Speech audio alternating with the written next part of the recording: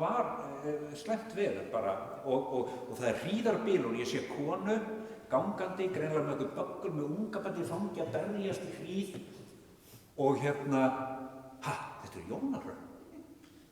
Og það allt í manni, já að sækja hana Matthildi á leikskóla. Sýtur Heyrðu, og klukkan var orðin klukkutími eftir 8 að vera búið að sækja börnin á leikskóla. Og þarna var sem sagt, þarna var ein af þessum situasjónum í okkar hjónabandi þar sem að ég var alveg á bólakafi í því að gera, en ég var ekki ég lagði ekki áherslu á það að vera. Og það að sjá heildarmyndina, það að vera í tengslum, það að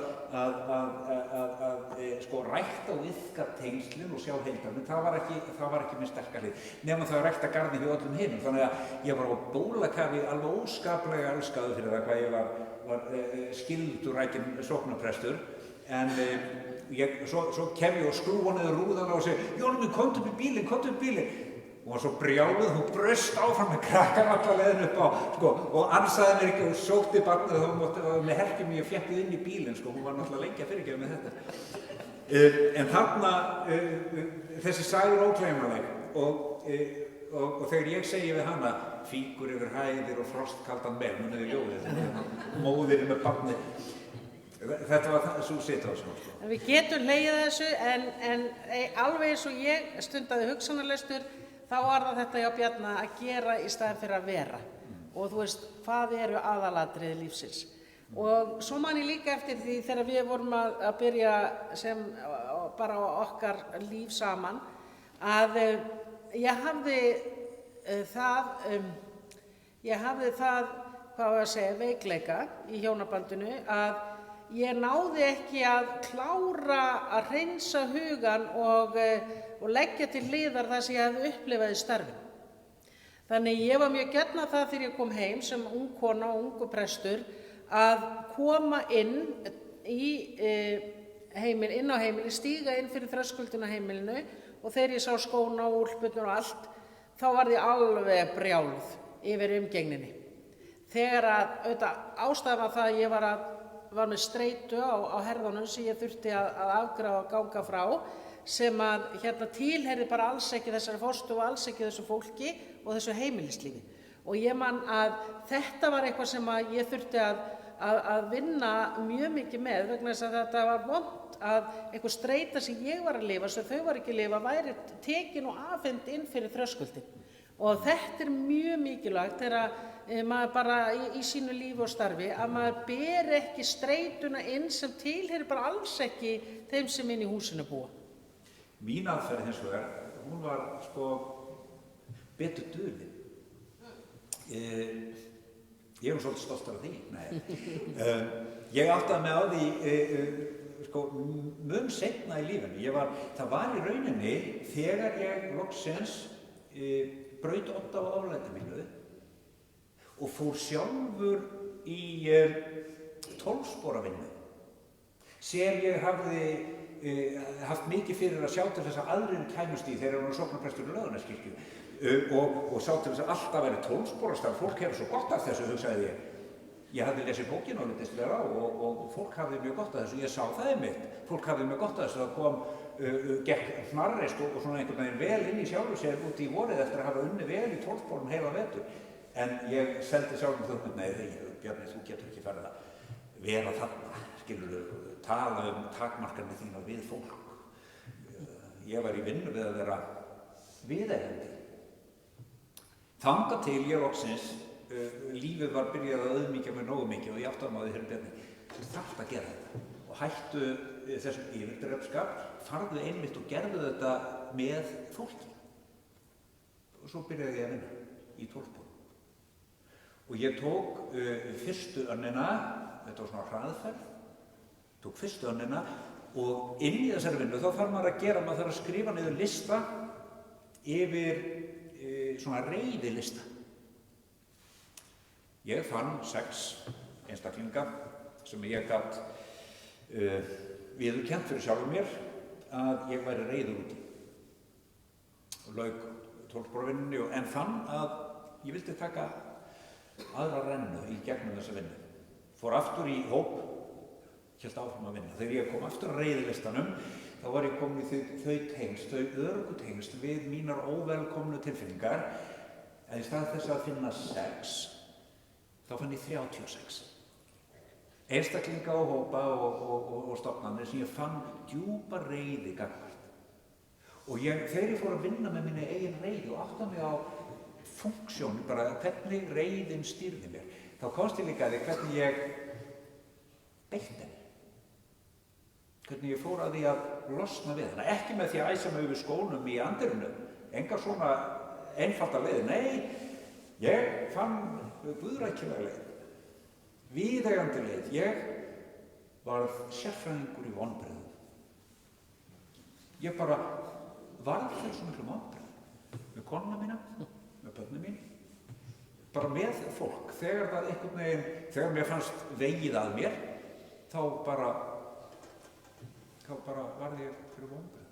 Og það hafði svo rosalega mögnu áhrif. Þetta var svo góð leið til þess að skapa sársauka hjá öðrum.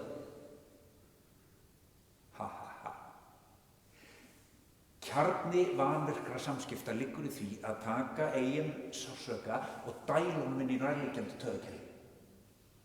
Hvernig sem við förum að því. Hvort sem við gerum það með opinni reiði, með þögn, með anstíkilegum athugasemdum, eða með beiskri reiði, beiskri með vonbrigðum. Og þarna var ég, svona rétt og undir fertugt, þá áttaði mig á þessu. Heyrðu, já, þarna Bjarni, þarna ert þú, svona ferð þú að beita vanvirkum aðferðum og þetta þurfti ég að skoða. Þetta þurfti ég að ræða við konuna mína, þetta þurfti ég að fara yfir með börnunum mínum og ég þurfti að horfa á þetta. Ég dett í það einstaka sinnum að þessu leyti, en ég þarf að vera vakandi í því. Þannig að hér eru atriði sem að við bara, þegar við sátum heima í gærkvöld, vorum að fara yfir, heyrðu, hvað eigum að segja, þá vorum við saman, heyrðu, nefnum þessa hluti vegna þess að í okkar samtali er þetta löngu ljóst. Við erum ekki að segja, Jónar hann ekki að heyra neitt sem ég hef ekki sagt við hana, eða öfugt í þessu. Þannig að við erum að miðla ykkur af reynslu sem hefur verið fyrir hafnar mikil. Það er bara þannig. Það stendur enginn eftir 33 hjónaband, það á enginn 33 hjónaband vegna þess að hafi bara ekki einfaldlega gengið vel. Nei, auðvitað ekki. Ef okkur tekst að varðveita hjónaband og komast að því að það sé þess virði að gera það, þá er það vegna þess að við finnum leiðir til þess að vinna úr, þora að breytast, leyfa breytingum að ganga í garð og sættum okkur við það að vera sjálf ófrágengin. Ég er ófrágengin. Ég er á leiðinni. Þess vegna er hjónaband í eðli sínu eins og skip sem siglir og siglir og siglir og það er smíðað á siglingu. Það fer aldrei alveg í slipp. Það er nokkurn veginn bara smíðað á siglingu. Ég var að hugsa áður en að Bjarni talar um ástina, af því að það er svolítið áhugavert að velta henni fyrir sér, að það var eitt sem að við uppgötvum mjög ung og gerðum, sem var eitt af gæfusporunum í okkar hjónabandi. Af því að við erum, þó við geta verið vanvirk í tengslum, þá erum við mjög virk í störfum. og þannig höfum við bæði verið. Og það er eitt af það sem við gerðum, höfum alltaf gert, allt okkar líf. Við höfum alltaf sest með dagbækurnar okkar og við höfum alltaf byrjað á því að skipuleggja fríin áður en við skipuleggjum starfið. Þetta var eitt af gæfusporunum okkar, að við sögum, við getum þarna og þarna og þarna og svo röðum við hinu í kring og það er svo sem auðvitað engu hægt að breyta, eða mjög litla hægt að breyta, en bara þetta og segja, og þegar að þessu kemur, þá gerum við þetta og þá látum við okkur hlakka til. Vegna þess að það er auðveldar að vinna mikið og hafa mikið umleikis þegar maður getur horft fram til svona stunda. Já, það var bara gamall reynslubolti sem að benda okkar á þetta voru ung. Takiðu dagbókina ykkar, takiðu töflufund, skipuleggiði, byrjaði að skipuleggja frí, skipuleggja fyrst eitthvað ánægilegt. Þetta er eitt af því sem að við höfum hangið á eins og hundar og roði. Alltaf. Annað sem að við höfum svolítið hangið á eins og hundar og roði er það að gera leiðinlega hluti saman. Þegar skýt. Og það er bara gera leiðinlega hluti saman. Ég held að, og mér virðist vera, því að ég náttúrulega núna þessi árin hef ég mest verið meðfram fræðistörfum, fyrst og fremst verið að vinna við ráðgjöf, bara hjónaráðgjöf og annað slíkt á minni stofu. Og án þess að á bakvið það er ekki einhverja klíniska rannsókn, einhverja akademiska rannsókn, það er bara svona mín klíniska rannsókn, sko. Mér virðist vera að hjón sem að þroskast vel saman og svona einhvern veginn vinna sig vel saman og það verður góð kemistri í samskiptunum, iðulega eiga þau meðal annars þann þátt að þau er svona bara venjur, þau hafa svona venjur varðandi leiðinlega hluti. Gera leiðinlega hluti saman, svona saman í einhverju brasi, parið sem fer saman í blómaval að sækja erguna fyrir haustið og svo að brasa í, skiljiði, jú, sumar hafa gaman að þessu, skiljiði, en margir hafa það, en þá er ég að tala um þessa hluti. Fólk sem bara gerir praktíska hluti af samveru. Annað, það er að finna, hreinlega sem hefur reynst okkur vel. Það er bara að fara saman í göngutúra eða hreyfingu sama hvað. Og það er út af dollu. Það er út af dollu. Það er vegna þess að það er tvennt. Það eru læknisfræðileg staðreynd að það tekur 20 mínútur, ef þú hreyfir því í 20 mínútur, þá er komið eitthvað snefilefni út í blóðið, eitthvað dópamín út í blóðið sem gefur þér tilfinningar fyrir því að vera hamingjusamur. Við erum svo mikil líkami, við erum svo mikil efnafræði. Og með því að hreyfa sig saman, eftir 20 mínútur er þetta bara dálítið næs. Og svo er annað sem að ég held líka varðið 20 mínútur og aftur, engar vísindalega rannsóknir bak við þetta, ég bara segja það alveg blákalt. Þegar kemur að gagnkynhneigðum samböndum, það sem er karl og kona í sambandinu, að þá held ég að heilinn okkar er dálítið ólíkur hvað þetta varðar. Karlmennin sem eru hérna inni gætu örugglega staðfest það að það getur tekið svona 15 sekúndur að hætta að vera pirraður ef þú bara farið útskýringu. Ef þú fær bara útskýringu, þú bara hættir að vera pirraður. Ég held að ekki bara heili konunnar, heldur heili allra sterkra kvenna af samtölum mínum við fólk. Það virðist mér nokkuð ljóst að það tekur svona 20 mínútur fyrir konu að losna við pirringin og blóðinu og hvernig fyrir það því? Með því að þusa. Bara fá að segja það. Já. Og í hjónabandi karls og konu í gagnkynhneigðum samböndum, þá held ég að segja alveg gríðarlega gott ráð. Af því að við eigum svo erfitt með að skilja þetta karlmenn. Af hverju þarf hún að segja þetta alltaf? Og þetta fer alltaf á vondastæðin. Segja þetta svona oft og sama oft. Og ég setja alltaf á vondastæðin. Hættu bara, karlmengur, hættu að setja þetta á vondastæðin, hlustaðu með virkri hlustun, taktu því, fyrst þú vilt vera gift og konu, taktu því að hlustaðu með virkri hlustun, ekki reyna að bjarga neinu, ekki hafa neinu ráð, hlustaðu hérna, taktu hausnöður og hafa það hér við magan og hlustaðu með magan í 20 mínútur og kona, ef þú vilt eiga kall, láttu þetta vera 20 mínútur og hafið á milli ykkar alveg bara samning, heyrðu, þetta má bara alveg svo að þykja gott fótanut af maganum sín. Og ég held, þess vegna eru göngutúrar og þus fara mjög vel saman. Fólk heldur ofta að við séum, hún sé að lesa með lesturinn og ég sé bara hundur í bandi, þegar við göngum hringjum okkar, En það er alltaf það bil í sömu beyjunni, þau verður búin að ganga í 20 mínútur. Það er rétt utan við, húsdýragarðinn. Þá er það bara búið. Svo bara leiðarstöðu, hún bara mjög sæl og við erum bara komin niðurstöðu og hún er bara góð hjón. Ég kom með dópamín út í liðina og hún búin að losna við pirringin. Og bara þetta hefur bara verið svona lengi og við höfum bara komist að þessu og svo þegar ég ræði þetta við annað fólk sem að iðkar hreyfingu og heilbrigt þus, að þá þetta cirka bara svona hjá mjög mörgum pörum. Ég undirstrika að á bak við þetta eru ekkert nema mín klíníska rannsókn. En mér finnst þetta, ég mælu með þessu, ég hvet fólk til að pæla í þessu. Vildur að ég tala ástina? Já, fyrst þetta með tilfinningarnar, af því að það líka eitt af því sem ég hef lært að vinna með í hjónabandinu, að ég mjög skapmikil kona og þið trúið ég ekki hversu oft ég stilli mig og það að verða sóknarprestur í stóru prestakalli var bara besta gjöf sem ég hef getað fengið. Að ég bara, ég hef þurft að læra að stilla mig og sína stillingu, ég ekki að grínast.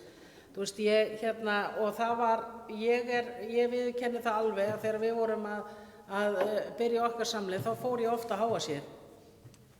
Ég man eftir einu sinni einmitt í 1500 bílum, við vorum að keyra og fara í eitt af fríunum okkar úr Eyjum, komum með Herjólfi, komum í Þrengslin og vorum okkur að svona aken í Reykjavíkurborg og áttum langa helgi.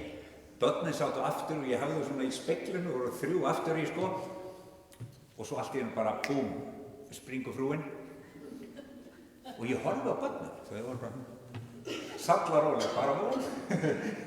En þetta voru, sko, það nefnilega það, sko, svo breyttur svona. Já, þetta var náttúrulega bara, já, maður lærir af lífinu, en það var þetta að maður getur haft alls konar tilfinningar, alls konar líðan.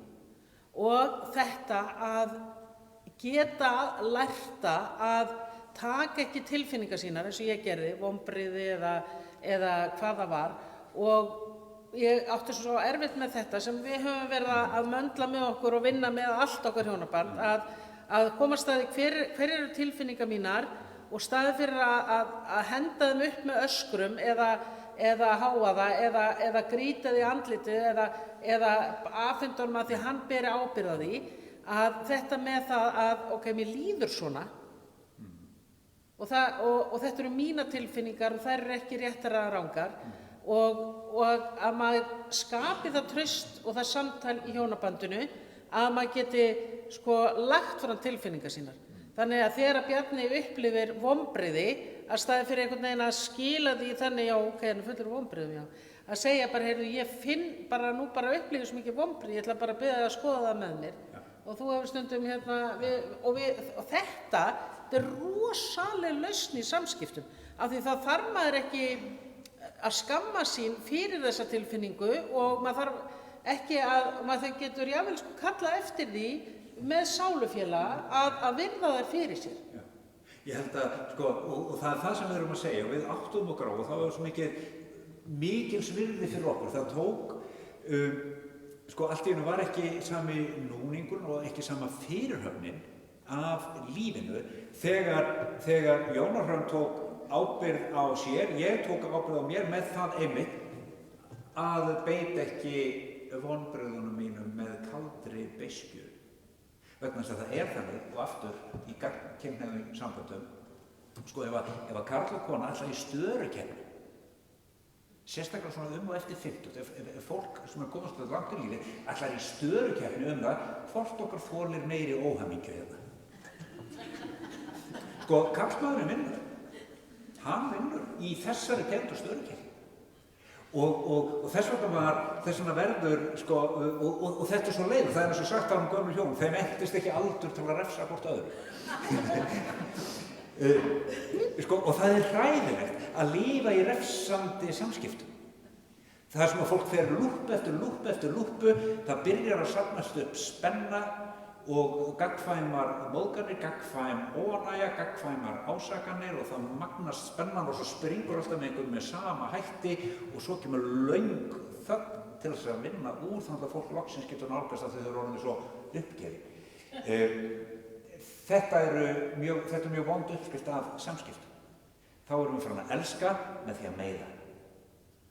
Og það er einkenni á vanvirkum fjölskyldumönstum. Ég sé það bara, þegar ég kem í heimahúsi og taka niður æviatrið og ég sit með mörg og þarna eru börnin og barnabörnin og gamli fíllinn búin að kveðja og það setið í stóru einbýlishúsi inn í Kópavogi eða eitthvað og prestur með tölvun og það verið að tala saman og byrja að undirbúa minningarorð. Á svona 10-15 mínútum þá er maður búin að finna hvernig tengslum háttað hérna í þessari stórfamilíu. Eru þau góð hvert við annað? Er í lagi að vera maður sjálfur? Eða liggur þögnin í lofti? Og það ábyrgð manns þegar maður í hjónabandi að við aftengjum þögnina á milli okkar, að við finnum leið til að vera í virkum tengslum og meðhöndla tilfinningar af ábyrgð og hvað á ekki að gera við tilfinningar. Jónas var einmitt að segja það, við höfum ekki að bæla þær. Með því að ég segi ekki konunum minni hvernig mér líður, með því að bara bæli það og bæli þær, þá er ég ekki að veita makana mínu trúnað. Ef ég síðan tek óvelkomnu reiðu tilfinningar mínar og fleygi þeim inn í andlitið á henni eða í taugakerfið á henni með einhverjum öðrum aðferðum, þá er ég líka að rjúfa trúnað. Vegna þess að maki minn verður að mega treysta því ég sé ekki að fara að meiða hana. Og hvað erum við þá að gera? Fyrst að það er ekki skynsamlegt að bæla tilfinningar og ekki skynsamlegt að henda þeim í andlit. Hvað erum við að gera þá? Jú, við skulum gera eins og þjóðsögurnar hafa kennt okkur. Manstu eftir þjóðsögunum tröllin í fjöllunum og forynjurnar sem út að ganga. Einhverja erinda, alls konar samsetninga af einhverjum tröllafjölskyldum í þjóðsögunum sem út að ganga, einhver tröllkona með dóttur sína eða eitthvað. Þau eru einhver meira og svo gerist eitthvað og tröllin tefjast og sólin kemur upp. Og þegar sólin skín á forynjuna, þá vitum við nákvæmlega hvað gerist. Hún verður allt í einu að kunnuglegu kennileiti náttúrunni. Það verður efnisbreyting í forynjunni þegar sólin skín á hana. Hvað haldið að þessa sögu séu? Bara djúpsálafræðin veit að alltaf í öllum sögnum þar sem að forynjur birtast, hvort sem það eru sæskrímsli eins og við eigum okkar Lagarfljótshólm eða tröll í fjöllum, þegar við segjum þessar sögur þá eru áhorfendurnir komnir í tengsl við skömmina inn í sér. Skítin og skömmina inn í eigin taugakerfi. Tröllin eru það. Og svo þegar sagan segir að forynjan allt í einu bara það skín á hana ljós og bara sólin skín og hún breytist og verður allt í einu kunnuglegu kennileiti. Það er nákvæmlega það sem gerist þegar við í samskiptum okkar, þegar ég tek afbrýði til dæmis. Afbrýði. Hún er svo slæm. Og ég set hann upp á borðið og segi við makanum minn, ég ætla ekki að fela þetta og ég ætla ekki að fleygja sér andlitaður. Ég ætla að segja þér, viltu hlusta á mig, viltu sjá? Það er þetta tilfinning sem ég er að glíma við, hún varðar þig, hún er að gera mig brjálaðan. Hún er ekki rétt. Hún er ekki raun. Hún bara er.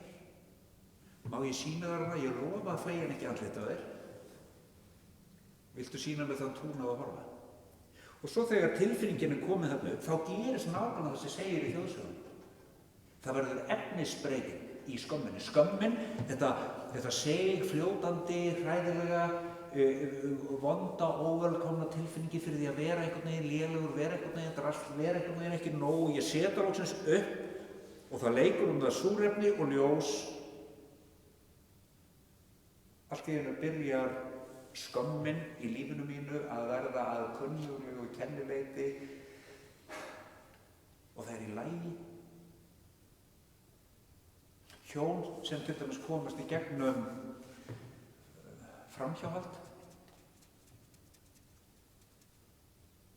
og einhverjum árum síðar geta þau horft tilbaka og það er hægt að minnast á það sem gerðist án þess að sársauki sé óbærilegur og án þess að opnist bara niður til helvíti einhvern veginn. Hjón sem að ná þessu, þau eru komin á þennan stað. Það hefur gerst að allt í einu skömmin, hræðilega sársökin, skelfilegi, allar óvelkomnu tilfinningar þar sem að þarna voru og eru orðnar að kunnuglegu kennileiti og það víst hægt að lifa áfram. En mér finnst líka þetta sem að Bjarni er að segja trúnaðinn, að það sko, af því að það það besta við hjónabandið. Það auðvitað að eiga trúnaðarvin, einhvern sem bara umfram alla. Og það það að stað fyrir að sjá sko, einhvern veginn erfileikan í því að tilfinningar séu lagðar fram, heldur segja, þannig erum við að auka trúnaðinn okkar á milli. Og það kannski þetta sem að við höfum líka verið að ræða, að þetta með sko að ég ber ekki ábyrgð á maka mínum. Hann ber ábyrgð á sig sjálfur, ég ber ábyrgð á börnunum mínum og það meiri sem maður upplifir jafnvel þó þessu fullorðinn og gift og komið börn, að maður finnur alltaf til einhverja ákveðna ábyrgðartilfinningar gagnvart börnunum sínum. En ég ber ekki ábyrgð á maka mín, en ég ber alveg óskaplega mikla ábyrgð á sjálfri mér gagnvart maka mín. Ég held að þetta sé líka, og þetta að eiga, maður getur, sko jafnvel þó maður velja það að eiga grímuleg samskipti, þá það ekki sama og sýna einhvern yfirgang, heldur bara að það vera einlægur. Og ég held að í þessu samhengi þá þurfum við að skilja, við þurfum að una því að vera gerð eins og við erum gerð. Og hvað það? Af hverju segja, af hverju þekkja allir uppalendur þetta? Sjáðu mig, mamma, sjáðu mig, pappi, sjáðu mig, sko, þegar barn segir sjáðu mig. Hvað þetta? Jú, þetta bara manneðlið. Sálir frá áhorf, þetta breytist aldrei. Þetta breytist ekki þó að vera fullorðin. Við þráum áhorf, við þráum að einhver sé vitni að lífinu okkar. Og ég held að það sé ástæðan fyrir vinsældum þessa fyrirbæri sem við köllum hjónabönd allan heim. Af því að það mjög hátt flækjustig sem fylgir hjónaböndum og margt fólk bara teldi sig bara betur sett á þess að standa í þessum ósköpum. Sko. Hvað það sem veldur því að við hneigjumst til hjónabanda? Hvað það sem veldur? Jú, vegna þess að við viljum láta á það reyna, við þráum að láta á það reyna að það sé í alvöru einhver fullveðja jafningi minn sem þarf ekki að vera þarna. Bara, þú þarft ekki að vera hérna, en takk fyrir að vera hérna, viltu sjá? Og svo þegar við upplifum það að lifa í samskiptum, við finnum að hjónaböndum okkar eru einhvern veginn, þegar maður í hjónaböndum, maður finnur, heyrðu, við erum einhvern veginn, það ekkert á milli okkar. Það er sko, þegar verður tóm, samskipta tóm og maður finnur, heyrðu, maki minn ekki að sjá. Og þegar eru tvær einmanna sálir í samband, það er óskaplega vond tilfinning. Og þá þurfum við, þegar það gerist, þegar við orðin einmanna sálir í sambúð, hvað gerum maður þá? Þá þarf maður að einmitt setja orð á það og spyrja, heyrðu, hvernig getum við nálgast að nýju? Þannig að það byrja að flæða á milli okkar, þannig að verið streymi, þannig að verið nærandi samskipti, en ekki tærandi samskipti. Ekki refsandi samskipti, heldur nærandi samskipti byggð á gagnkvæmu samþykki á því að þú ert svo manneskja sem þú ert, ég svo manneskja sem ég þú segir mér hverjar eru þarfir þínar, ég ber fram líka mínar þarfir og svo semjum við vegna þess að við leggjum upp á borð trúnaðarins okkar raunverulegu líðan. Erum þessar tvær berskjölduðu manneskjur sem þrá áhorf, þessi þrá eftir að makinn sé vitni að lífinu hans. Tilfinningin því bara, heyrðu, þú heyrir hvort ég sef á nóttunni, sko, þú heyrir mig anda. Og unum því, við verðum að una því að vera þessar ófrágengnu verur sem alltaf á leiðinu og allir komnar að endanlegri niðurstöðu. Og svo var það drottningarnar.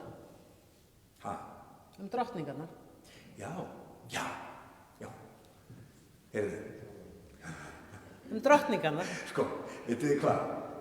Aftur, enga bara mín á klínísku rannsóknir, skiljið. Bara mín, sko, ég hef ekki lesið þetta í minni bók. En vitið hvað ég held? Ég held að við, íslenski karlmenn, við erum aldir upp til að lifa hérna upp í hausnum á okkur og bara gera, ekki að vera, bara gera.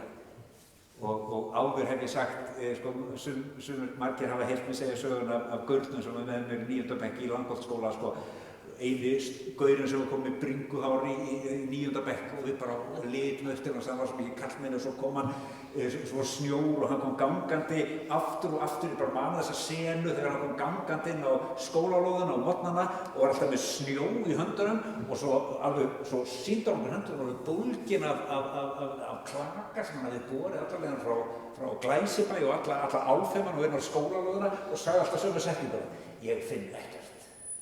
Og við bara horfðum upp á bara, vá, þvílíkt karlmenn, hann fann ekki einu sinni til, hann vissi ekki einu sinni hvernig hann leið.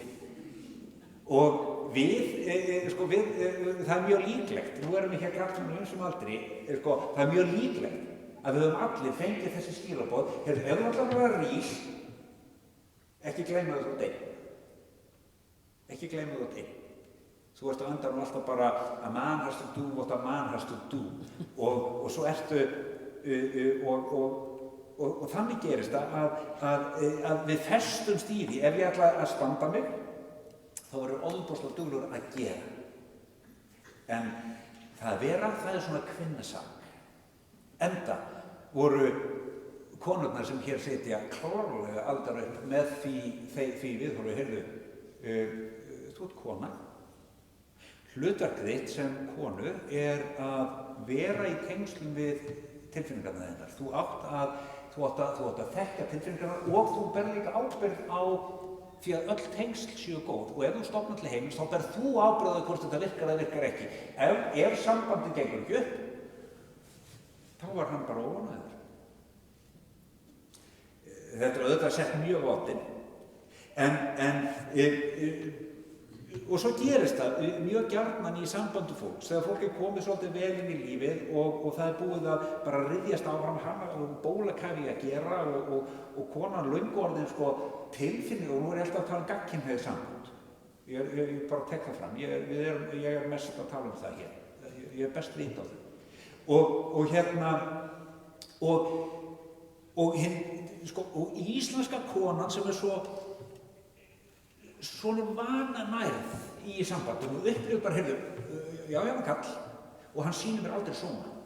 Fjandinn hann sýnir mér aldrei sóma. Ég er geri allt sem að eina konum að prýða en ég er ekki sæmd af samskiptunum við hann og svo kom hann ofan kallinn hann frústrar skilur ekkert í þessu hinn dæmigerði íslenski kallmaður sem er að reyna hvernig get ég haft konuna þannig að hún sé ekki brjáluð, hvernig get ég haft mömmu góða, hvernig get ég haft fyrrverandi góða bara, og að konatan í lífinu mínu fari ekki að rífast. Svo bara fer ég vinnuna og ég reyna að skaffa. Þetta er bara hinn almenna tilfinning hins íslenska karlmanns. Hann er bara ekki alveg upp til þess að skilja eða bara ábyrgð á tengslum og tilfinningum. Og svo er allt komið í steik og fólk ætlar að fara að vinna með sambandi sitt. Og hvað gera þá íslenski karlmann sem svo góður í að gera? Veit ekkert að þetta. Hann vill ekki missa konuna sína. Það elskar hana. Hvað hann á að gera? Oft á tíðum gerum við þau mistök þegar á að fara að vinna með samband eða karlmaður sér bara, heyrðu, elskar mín, ég ætla að vera góður þig og svo bara byrjar hann að þjóna konunni sinni. Og hann endar með því að verða einhvers konar óspennandi homeboy. Og það er dapurlegasta útkoma sem ég sé úr átökum í gagnkynhneigðum ástarsamböndum. Þar sem karlmaðurinn sem verið hefur einhvern veginn svona bara búin að gera sig klassísku mistök, fer yfir í bara hina hliðina á sömu tegundum og mistökum og verður bara homeboy fyrir konuna sína fyrir að trýta hana sem drottningu en hún á engan kóng. Hún á bara homeboy. Og þetta er bara ótrúlega oft sem svona hluti gerast og við þurfum að fatta. Við þurfum að uppgöta, fatta þessum hjón. Heyrðu, ef við ætlum að sýna hvort öðru sóma, þá þarf bara sómi í samskiptunum okkar. Við þurfum að hafa það þannig að við raunverulega setjum hlutunum på borðið, raunverulega semjum og tökum raunverulegt mark á þörfum, heyrum hvort annað. Og og þetta tengist því að við höfum einhvern veginn svo ranghugmynd hefur ratað inn í menningun okkar að við höldum að ást sé skilyrðislaus. Við höfum ofta að segja, maður heyrir oft fólk segja bara ást er bara skilyrðislaus.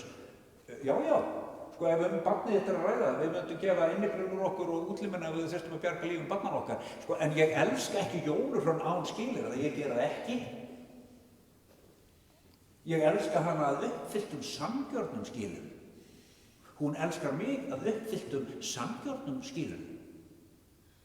Ég ber ekki ábyrgð á henni, hún ber ekki ábyrgð á mér. Við stöndum saman sem tveir ólíkir jafningjar sem veljum að vera saman, breytast saman og þurfum í sífellu að vera að semja það, byrju, hvert sniðmengið í hjónabandinu okkar?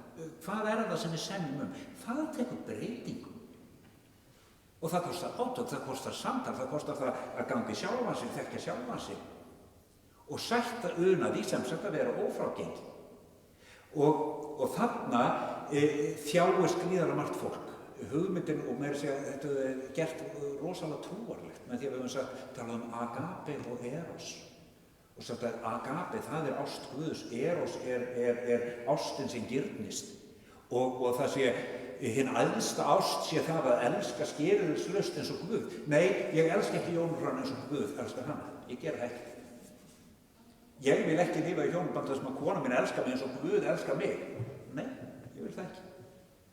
Ég vil lifa í hjónabandi þar sem er haldið við efni, þar sem ég er bara gagnrýndur í drasl og hef bara tækifæri til þess að gera slíkt hið sama.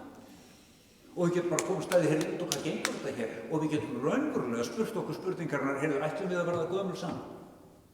Erum við nú góð hvort við annað til þess að verða gömul saman? Og í hverju það þó fólki? Ég ætla að taka hérna boltan á því að við erum þurft að vinna mjög mikið því sem heitir tímastjórnun hjónin og maður býður fólki ekki til fundar nema að hann byrjar réttum tíma og endar réttum tíma. En þess vegna klukkan orðið korter í, ég ætla að fá að segja, mér finnst það svo fallegt, oft ég spyr börnin, eins og fermingarbörnin, haldið að sé einhver sem myndi gefa líf sitt fyrir ykkur og það kemur já mamma og pappi myndu deyja fyrir mig.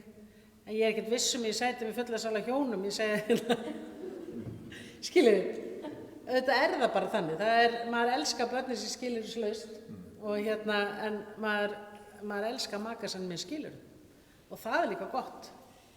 En kæru vinir, þá lýkur þessu 33 ára hjónabandi, nei. Já, það er alltaf verið smart bara að skilja þetta í byrni. Nei. En næsta miðvikudag ætlum við að tala kynlíf, eða ekki við. Heldur kemur hérna kynfræðingur og hjúkrunarfræðingur og hún er víst algjörlega frábær. Búin að fá mikil meðmæli með henni og ég hlakka til þess að eiga það spjall og þið eru auðvitað velkomin aftur.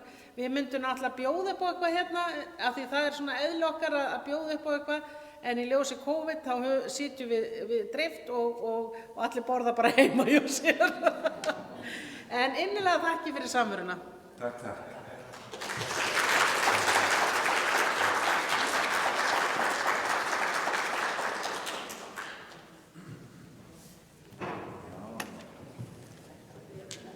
Aldrei